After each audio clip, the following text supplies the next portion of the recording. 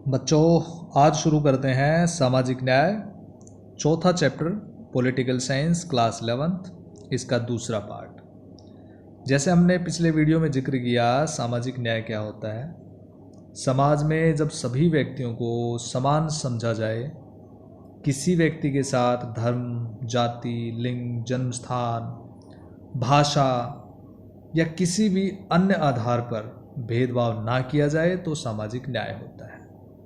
ये सामाजिक न्याय की मांग है कि समाज में व्यक्ति का दर्जा उसके जन्म के आधार पर नहीं बल्कि उसकी उपलब्धियों के आधार पर तय किया जाए। तो ये होता है सामाजिक न्याय। अब हम बात करते हैं सामाजिक न्याय की मुख्य विशेषताएं कौन सी होती हैं। जी, सामाजिक न्याय की जो विशेषताएं हैं उनके बारे में हमें अब डिस्कस करना है। ये आपके सामने कुल मिलाकर मुख्य रूप से 6 विशेषताएं हैं। तो चलिए इनके बारे में ही अब थोड़ा सा विस्तार से डिस्कस करते हैं। सामाजिक न्याय की विशेषताएं 6 विशेषताएं हैं। पहली विशेषता है कानून के समक्ष समानता, यानी कि कानून के सामने सभी समान होंगे तो हम मानेंगे कि सामाजिक न्याय स्थापित हो सकता है, और ये इसकी मुख्य विशेषता है।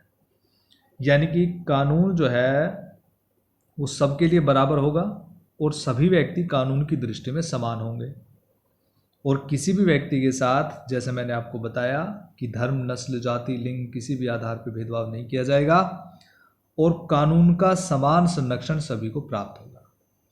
जैसे भारत में भी कानून की समानता है, कानून के समक्ष समानता है। अनुच्छेद 14 जो है भारत में, ये इक्वलिटी बिफोर लॉ, आर्टिकल 14, समानता का अधिकार, इसके अंतर्गत अनुच्छेद 14 के अनुसार कानून के समक्ष समानता है। दूसरा है सामाजिक समानता। समाज में सभी लोग समान समझे जाएंगे, यानी कि सामाजिक न्याय के अंतर्गत सभी व्यक्तियों को सार्वजनिक सेवाओं में भर्ती होने के लिए, सार्वजनिक स्थलों का प्रयोग करने के लिए ये अधिकार दिए जाते हैं। इसी प्रकार से भारत की बात करें तो वहाँ जातिवाद या छुआछूत का अंत कर दिया गया है। अस्पृश्यता का उन्मूलन धारा 17 संविधान के अनुच्छेद 17 के अनुसार, और सरकार ने कई ऐसे कदम उठाए जैसे अंतर्जातीय विवाह को प्रोत्साहन देना।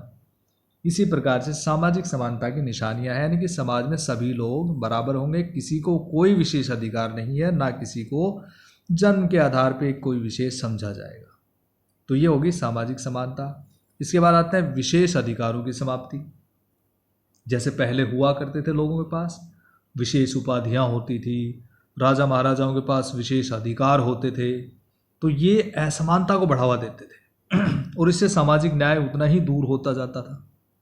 तो सामाजिक न्याय को स्थापित करने के लिए किसी भी लोकतांत्रिक राष्ट्र में विशेष अधिकारों की पूरी तरह से समाप्ति कर दी गई है।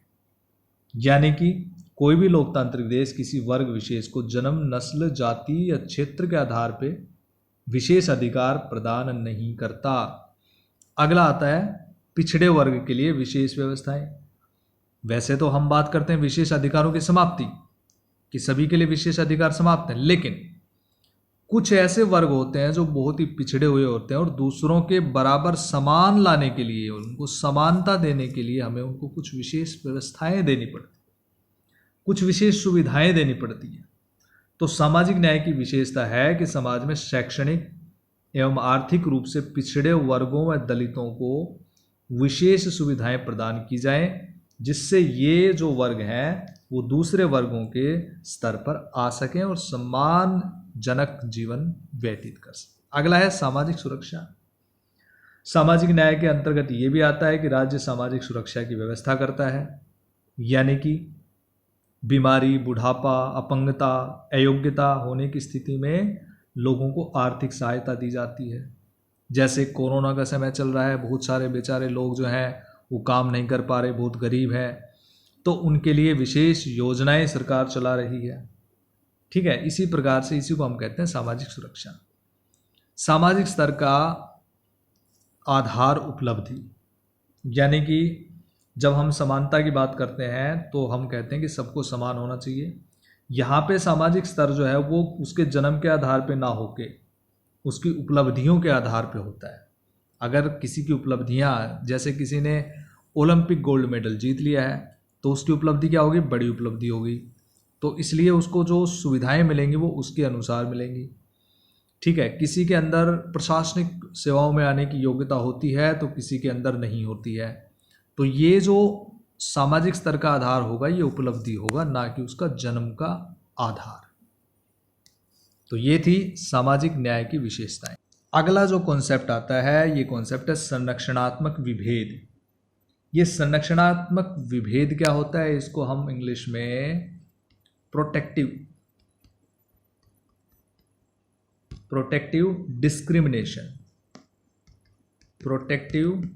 डिस्क्रिमिनेशन कहते हैं। ये प्रोटेक्टिव डिस्क्रिमिनेशन क्या होता है, जैसे हम समाज में समानता की बात करते हैं और भेदभाव ना होना ही हम सही मानते हैं, लेकिन संरक्षणात्मक भेद का मतलब होता है कि संरक्षण के लिए भेदभाव करना। इसका मतलब कभी कभी सामाजिक न्याय की स्थापना के लिए व्यक्तियों के साथ भेदभाव करना जरूरी हो जाता है, और इसी प्रकार के जरूरी भेदभाव को, यानी कि जो भेदभाव यानी कि विभेद करना जो जरूरी होता है, उसी को हम संरक्षणात्मक विभेद कहते हैं। जैसे भारत में सामाजिक न्याय स्थापित करने के लिए SC, STs या OBCs, जिसको हम अनुसूचित जाति, जनजाति और सामाजिक शैक्षणिक रूप से पिछड़े वर्ग जो भी होते हैं, तो उनको हम सरकारी सेवाओं के लिए, एजुकेशनल इंस्टीट्यूशन में सीटों के लिए हम उनको क्या देते हैं, आरक्षण देते हैं, यानी कि रिजर्वेशन दे दिया। तो ये जो आरक्षण है ये क्या हो गया, एक तरह से जो जनरल या सामान्य जो लोग हैं उनके साथ भेदभाव हो गया। लेकिन ये किस तरह का भेदभाव है, ये भेदभाव है इन लोगों को संरक्षण देने के लिए, यानी कि इनके मतलब भेदभाव किसके साथ हो गया, सामान्य लोगों के लिए, जिनको ये फायदा नहीं मिला आरक्षण का, रिजर्वेशन का। लेकिन क्यों किया गया, ये भेदभाव इनको प्रोटेक्ट करने के लिए किया गया। ठीक है, तो समानता लाने के लिए किया गया, और इस प्रकार के संरक्षणात्मक विभेद को हम समानता का उल्लंघन नहीं मानते हैं। तो उम्मीद है कि आपको ये टॉपिक बिल्कुल समझ में आ गया होगा। आगे चलते हैं। अब हम बात करते हैं भारत में सामाजिक न्याय की स्थापना के तरीके कौन कौन से अपनाए गए। बिल्कुल सिंपल सा टॉपिक है, आप पढ़ चुके हैं इसको, एक बार फिर से देख लेते हैं। कानून के समक्ष समानता, भारत में ये तरीका अपनाया गया कानून के समक्ष समानता। जैसे हमने बात की कि अनुच्छेद 14 के अनुसार भारत में सभी कानून के सामने समान है और इक्वेलिटी बिफोर लॉ है। इसी प्रकार से छुआछूत की समाप्ति हो चुकी है। अनुच्छेद 17 के अनुसार जो अनटचेबिलिटी है that is completely एबोलिश्ड from India. छुआछूत अब एक कानूनन और अपराध है और संविधान के अनुसार इसको दंडनीय अपराध माना गया है। तीसरा है आरक्षण। अभी हमने बात की संरक्षणात्मक विभेद की, तो ये आरक्षण उसका एक उदाहरण है कि आरक्षण हम क्यों देते हैं, सामाजिक न्याय की स्थापना के लिए। ये जो तीनों तरीके हैं भारत में अपनाए गए हैं ताकि सामाजिक न्याय की स्थापना हो सके, और जो पिछड़े हुए लोग हैं उनके लिए आरक्षण हो गया, और जो सामाजिक सद्भावना को बनाने के लिए, सामाजिक समानता को लागू करने के लिए छुआछूत की समाप्ति हो गई, और सभी को समान लाने के लिए कानून के सामने, ये कानून के समक्ष समानता, समानता के अधिकार के अंतर्गत अनुच्छेद 14 के अनुसार इसको लागू किया गया है। तो ये हो गया भारत में सामाजिक न्याय की स्थापना के तरीके। अगला जो कॉन्सेप्ट आता है वो है संख्यात्मक न्याय और ज्यामितीय न्याय। इस चैप्टर में हमने थोड़ा इनके बारे में डिस्कस करना है कि संख्यात्मक न्याय क्या होता है और ज्यामितीय न्याय क्या होता है। देखिए, संख्यात्मक न्याय को बोलते हैं न्यूमेरिकल जस्टिस। ठीक है, ये न्यूमेरिकल जो जस्टिस है ये क्या होता है, न्यूमेरिकल जस्टिस होता है कि संख्यात्मक न्याय यानी कि सभी व्यक्तियों को समान माना जाए। इसके अंतर्गत आप ध्यान से सुनेंगे, सभी व्यक्तियों को क्या माना जाता है, समान। सब व्यक्ति समान है और सबको क्या मिलना चाहिए, समान अधिकार मिलने चाहिए, यानी कि समान व्यक्ति हैं सभी और सबको समान अधिकार मिलने चाहिए। और इस तरह के जो विचारधारा है उसका समर्थन जो है वो जेरेमी बेंथम ने किया है, और संख्यात्मक न्याय जो वो असमानता के बिल्कुल विरुद्ध है। समझ में आ रहा है, असमानता के बिल्कुल विरुद्ध है, यानी कि किसी प्रकार की असमानता नहीं होनी चाहिए। इस प्रकार की विचारधारा प्राचीन यूनान के अधिकांश नगर राज्यों में ये इस प्रकार का न्याय प्रचलित था, और उस समय सार्वजनिक पदों पर भर्ती लॉटरी के द्वारा हो जाती थी। क्यों? क्योंकि कोई भी व्यक्ति इसके लिए अपनी किस्मत आजमा सकता था, आधुनिक लोकतांत्रिक राज्यों में भी आप देख सकते हैं कि सार्वजनिक पद के लिए खुले होते हैं सबके लिए सार्वजनिक पद, और हालांकि उसके लिए न्यूनतम योग्यताएं जरूर निर्धारित की जाती हैं, लेकिन संख्यात्मक न्याय का मतलब होता है कि सब समान है, किसी के साथ किसी प्रकार का कोई भेदभाव नहीं होगा और सबको बिल्कुल समान अधिकार दिए जाएंगे। जैसे जेरेमी बेंथम ने कहा कि प्रत्येक व्यक्ति को एक गिना जाए, प्रत्येक व्यक्ति को एक गिना जाए, किसी को भी एक से अधिक नहीं। तो ये संख्यात्मक न्याय की अवधारणा है और बेंथम की इसी धारणा, इसी कॉन्सेप्ट पे पूरा का पूरा ये आधारित है। अब आते हैं दूसरी धारणा पे, ज्यामितीय न्याय की अवधारणा। ये दो अवधारणाएं हैं, आपको अच्छे से अंतर समझना है संख्यात्मक और ज्यामितीय न्याय की अवधारणा में। इस अवधारणा को, ज्यामितीय न्याय की अवधारणा को कहते हैं जियोमेट्रिकल जस्टिस। ठीक है, जियोमेट्रिकल जस्टिस, और इसका समर्थन किया है एरिस्टोटल यानी कि अरस्तू ने। ठीक है, अरस्तू ये कहता है कि हमें ज्यामितीय न्याय को लागू करना चाहिए क्योंकि योग्यता, प्रतिभा, ज्ञान, गुण और राज्य सेवा की मात्रा के अनुपात में ही व्यक्तियों को अधिकार मिलने चाहिए। ये अरस्तू का कहना है कि व्यक्तियों को अधिकार जो मिलने चाहिए वो कैसे मिलने चाहिए, उनकी योग्यता के अनुसार, उनकी प्रतिभा, ज्ञान, गुण और राज्य सेवा की मात्रा के अनुपात में। तो अनुपात के हिसाब से इसको ज्यामितीय न्याय बोला जाता है और अनुपात के हिसाब से इनको न्याय मिलना चाहिए, इनको अधिकार मिलने चाहिए।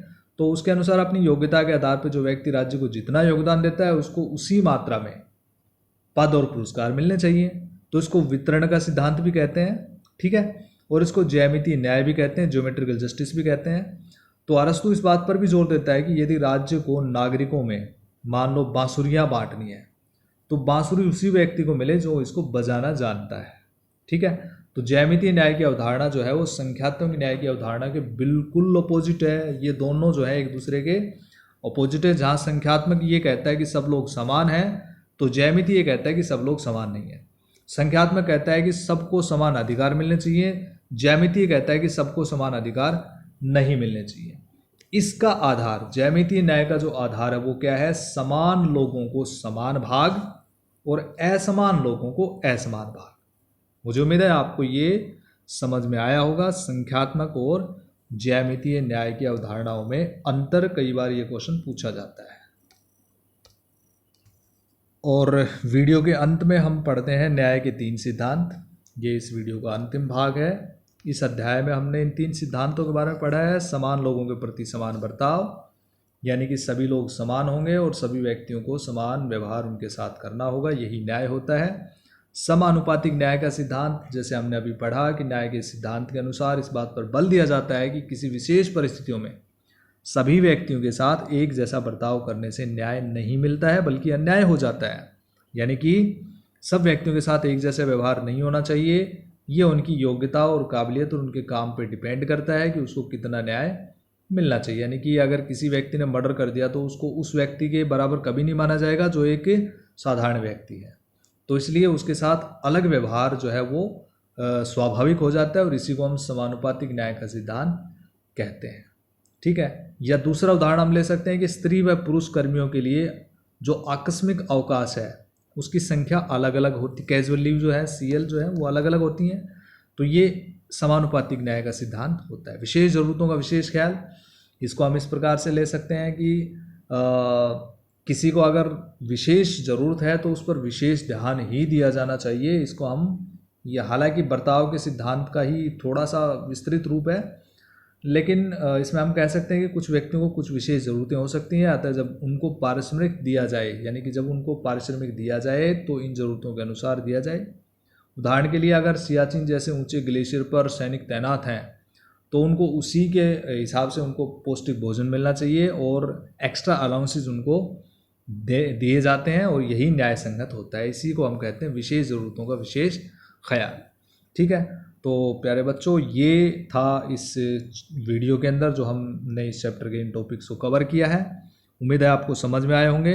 वीडियो को दोबारा देखिए और अगर समझ में नहीं आता है तो आप मुझसे पूछ सकते हैं। अगर आपको कोई डाउट है तो कमेंट बॉक्स में लिख के पूछ सकते हैं और अगले वीडियो में हम पढ़ेंगे बचे हुए टॉपिक्स को। Thank you, have a nice day.